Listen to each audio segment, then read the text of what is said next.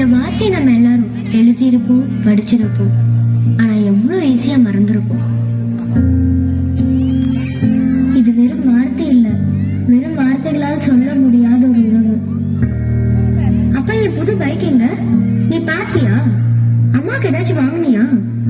தீபாவளி அன்னைக்கு அவங்க பசங்களுக்கு புது ட்ரெஸ் எடுப்பார், அம்மாக்கு புது சாரி வாங்கி கொடுப்பார். ஆனா அவருக்கு எப்பயும் போடுற அதே பழைய ட்ரெஸ் தான். ஃபேமிலியில யாராவது நம்மளை விட்டு நிரந்தரமா போயிட்டா அம்மா அழுவாங்க, ஆனா அப்பா அழமாட்டாரு. ஏன் தெரியுமா? நம்ம எல்லோருக்கும் வெளிச்சம் தர விளக்கு பத்தி தெரியும், ஆனா வெளிச்சம் தர திரிய பத்தி நினைக்கவே மாட்டோம். அம்மா என்னன்னா அப்பா தான் தெரியும். எப்பயுமே வாயில இருந்து வர ஒரே வார்த்தை அம்மா. எப்பயாவது ஹைவேல போயிட்டு இருக்கும் போது சடனா விட்டு நம்மளை கிராஸ் பண்ணா அந்த நிமிஷம் நம்ம வாயில இருந்து வர ஒரே வார்த்தை ஐயோ அப்பா, நம்ம தப்பிச்சு. கொஞ்சம் யோசிங்களேன். எஸ், அவர்தான் அப்பா.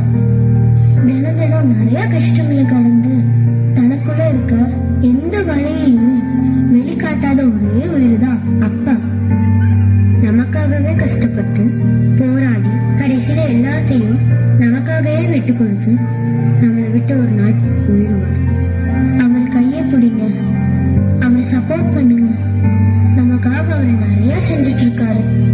நாளைக்குன்னு ஒண்ணு இருக்குமான்னு நிச்சயமா